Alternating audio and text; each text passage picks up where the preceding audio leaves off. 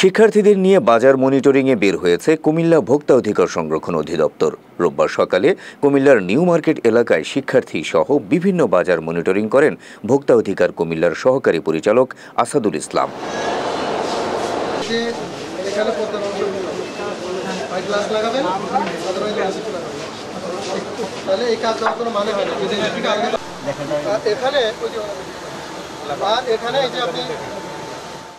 এ সময় শিক্ষার্থীদের বাজার মনিটরিংয়ের বিষয়টি ইতিবাচক বলে জানায় ভোক্তা অধিকার সংরক্ষণ অধিদপ্তর।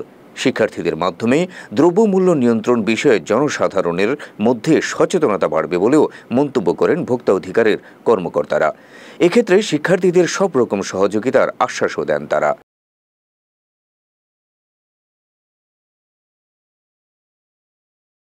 যে ছাত্র ভাইরা যে বাজারগুলি মনিটরিং করছে স্বতঃস্ফূর্তভাবে আমরা একটা সাধুবাদ জানাই।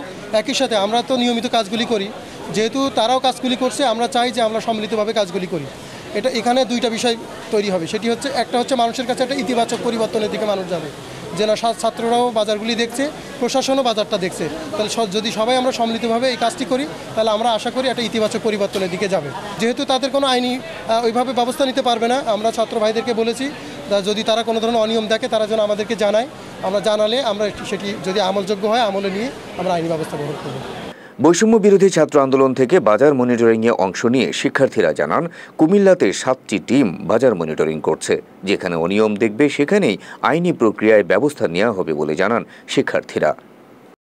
আমরা ইতিপূর্বে আমাদের কুমিল্লা শহরের 7টা টিম আমাদের বাজার মনিটরিংয়ে আছেন। ইতিমধ্যে আমাদের প্রশাসন আমাদের সাথে যুক্ত হয়েছেন, আমাদের ছেলেদেরকে যথেষ্ট পরিমাণ হাতে কলমে প্রশিক্ষণ দিচ্ছেন। আশা করি আমাদের প্রশাসন আমাদের সাথে থাকবেন পরবর্তী প্রোগ্রামের জন্য, এবং আমরা ছাত্র সমাজের পক্ষ থেকে প্রশাসনের যথেষ্ট সহযোগিতা করব।